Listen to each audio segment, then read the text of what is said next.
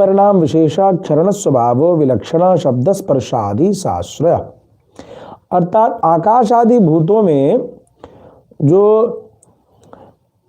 वर्तमान उनके कार्य विशेष हैं।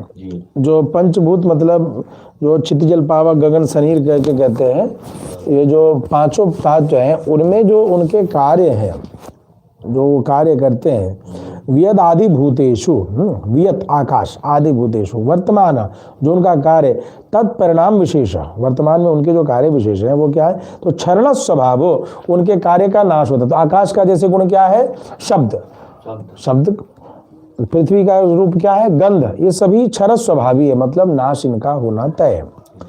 विलक्षणा शब्द स्पर्शादि साश्रय, जो कि अपने आश्रयों सहित विलक्षण शब्द स्पर्श रूप रस गंध आदि प्रदान करते हैं। विलक्षणा साश्रया शब्द स्पर्श रूप रसगंधा ऐश्वर्यार्थ भी प्राप्या तय अनुसंधेया, इन्हीं को अधिभूत समझना चाहिए।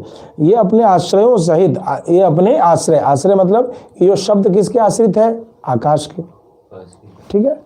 गंध किसके आश्रित है, तो पृथ्वी के। तो इस तरीके से पांचों तत्वों का पांच जो स्वरूप है, गंध, सुगंध, महक, वो जहां भी वो नहीं रहेगा, पृथ्वी का अंश नहीं रहेगा, वहां गंध नहीं हो सकता है, इसलिए, ठीक है। अतः पुरुषों को प्राप्त होने वाले समस्त ऐश्वर्य उन्हीं के आश्रित है, उन्हीं के निहित है, उन्हीं पर, उन्हीं पांचों तत्वों पर उपस्थित है, इसीलिए इसको अधिभूत भाव कहा, ठीक है। अब आते हैं अधिदैवतम, पुरुषाधिदैवतम। अधिदैवत शब्द निर्दिष्ट पुरुष अधिदैवतम देवतोपरि वर्तमानम इंद्र प्रजापति प्रभृति कृष्ण दैवतोपरि वर्तमान। जिसका अधिदैव नाम से निर्देश दिया गया वह क्या, पुरुष है।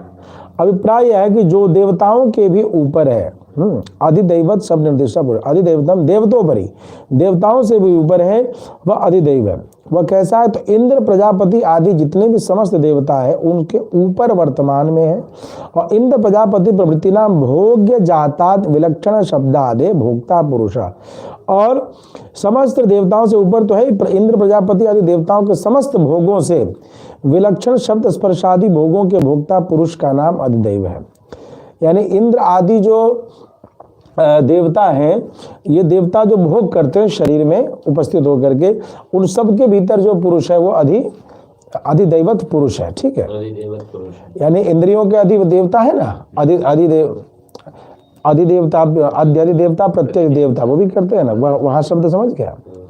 तो जो इंद्र आदि अधिदेवता है उनकी चर्चा आ रही है कि भोग्य जातक विलक्षण शब्दादे भोक्ता पुरुषा, भोक्ता पुरुष का नाम ही अधिदैव है। उन जैसे आकाश के माध्यम से जो कर रहा है वो अधिभूत हो गया, आकाश के माध्यम से जो शब्द का निर्माण कर रहा है वो अधिभूत हो गया। देवताओं के माध्यम से जो भोग कर रहा है, शब्द तो बना, शब्द को सुन कौन रहा है, तो कर्ण, कर्ण का जो देवता है वो सुन रहा है। आंख का देवता सूर्य चंद्रमा, वो जो देख रहा है, तो उस सूर्य चंद्रमा का कारक कौन है, वह नहीं, कान, सूर्य का जैसे इसका कारक हो गया सूर्य चंद्र, तो सूर्य चंद्र का कारक परमात्मा, वह क्या हो गया, अधिदैवतम। भोक्ता सा पुरुष, वह पुरुष, सा च भोक्तृत्वावस्था ऐश्वर्यार्थी भी प्राप्त्यानुसंध्या, ऐसी भोक्तापन की अवस्था ऐश्वर्य की इच्छा करने वाले भक्तों के लिए प्राप्य रूप से जानने योग्य है। अधियज्ञ अहम एव, अधियज्ञ शब्द निर्दिष्टो अहम एव, अधियज्ञ मैं ही हूँ, अधियज्ञ नाम से कहा जाने वाला मैं स्वयं हूँ। अधियज्ञ यज्ञ आराध्यतया वर्तमान, यज्ञों के द्वारा आराधन जिस करने से जिसकी आराधना किया जाए उस देवता का नाम अधियज्ञ है। अत्र इंद्रादौ मम देह भूते आत्मतया अवस्थिता अहम एव यज्ञ आराध्य इति महायज्ञादि नित्य नैमित्तिका त्रयाणाम आदि नाम अनुसंधेयम एतत्। कहते हैं कि यह जो यज्ञों के द्वारा आराधन जिसका किया जाए उस देवता का नाम अधियज्ञ है। सो यह बात तीनों ही प्रकार के अधिकारियों को महायज्ञ आदि जो नित्य नैमित्तिक जो कर्म का, तीनों अधिकारी कौन, अर्थ की इच्छा रखने वाले, आत्मा की जिज्ञासा को जानने वाले और परमात्मा की जिज्ञासा जानने, तीनों के लिए बात, तीनों का मतलब यही तीनों बार बार आ जा रहा है। तो नित्य नैमित्तिक कर्म करते समय समझनी चाहिए कि इंद्र आदि देवता मुझ परमेश्वर के ही शरीर हैं और मैं ही उनमें आत्मस्वरूप में त्रयाणाम अधिकारी नाम अनुसंधेयम, उनका अधिकारी मैं ही हूँ, अतः मैं ही उन यज्ञों के द्वारा आराधित हूँ। इदमपि त्रयाणाम साधारणम, यह भी तीनों के लिए